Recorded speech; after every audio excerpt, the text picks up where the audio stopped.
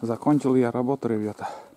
Спилил дрова. И ушла бензина, наверное, литра. Ой, не помню сколько там. На 4 заправки, наверное. Сперва начинал пилить.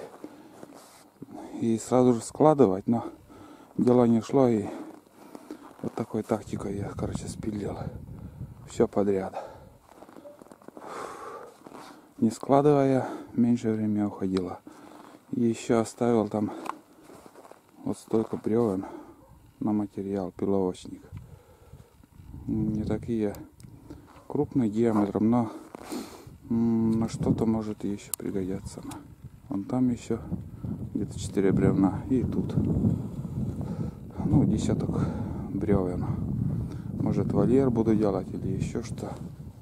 Подумаю. В общем, распилку я закончил. Такие делишки.